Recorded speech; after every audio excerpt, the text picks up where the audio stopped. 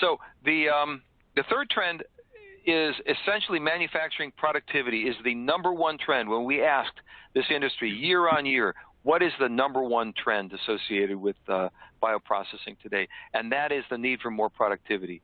Obviously it decreases time to market, manufacturing costs, et cetera, intensifies processing, smaller footprints, et cetera. All of this is well known. The challenge that we've seen over decades is that,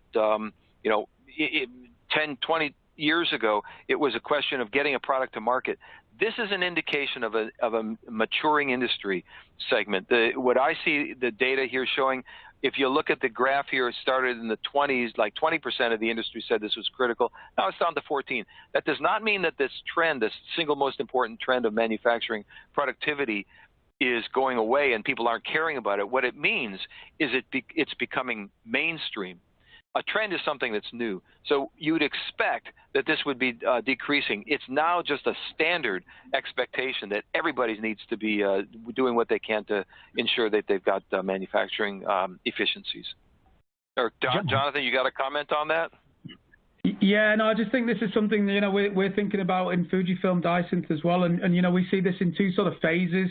There's a sort of operational excellence, that right first time in the manufacturing facility, but then behind that, then there's the development and the innovation of new technologies that will drive manufacturing productivity as well. So there's a sort of immediate demand, and that probably is the sort of stuff that's going to drive through these COVID batches very early. Let's get the batches through right first time, and then there's a sort of a look towards the future, look towards how new technologies, and they may be data-driven, they may be digital enabling, they may be more automation, but all different sort of aspects that we will look and need to see productivity as we go forward with the manufacturing. Yeah, yes, absolutely. We'll shift gears into trend number 4. Oh, I'm sorry, Eric, did you have one more point there? We'll roll it through here.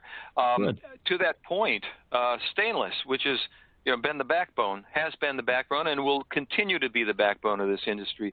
Stainless bioreactors, stainless equipment. We are starting to now see the shift in single use that in a number of data points as we collect them.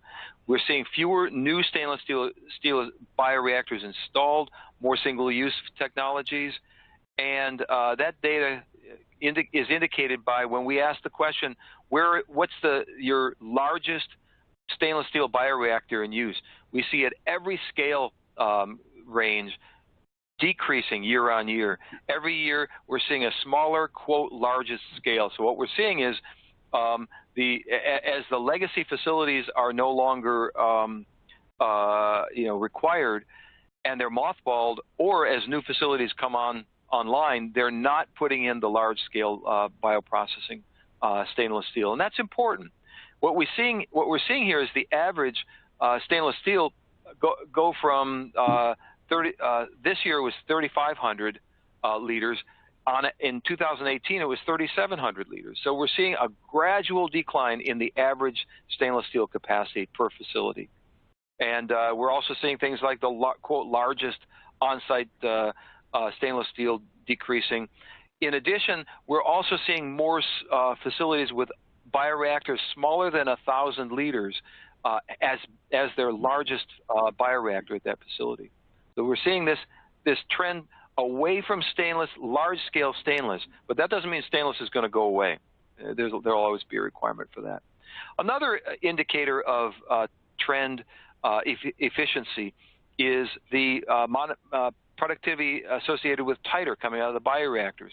When we ask the question about clinical scale or commercial scale bioreactor monoclonal antibodies average over years, we see that year after year the titers going up. And this year we're looking at 3.5 grams per liter at commercial scale and 3.9 or almost 4 grams per liter at clinical scale.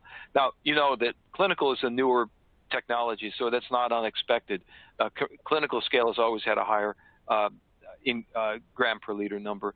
The increases over the last 12 years have been very consistent, 5 to 6% per year. So you can probably predict out what the next 5 years titer is going to be. And the implication there is if you can double your titer Well, you need half the size of your bioreactor, theoretically. So that means you can have smaller footprint, et cetera. So all of these are good, except when you start to deal with downstream issues, which aren't as scalable. Jonathan, comments? Yeah, Eric, I think this is really true, and this is what we're seeing as well. And I think, if anything, we'll see potentially this sort of trend towards a higher titer accelerate. You know, we're looking at we have a cell line system called Apollo X, and that's moving its way through the clinic now towards commercialization. And we're talking about sort of 5 to 6 grams per liter now in that environment. So actually, I think this trend that you've highlighted there is really going to sort of increase further as we go forward.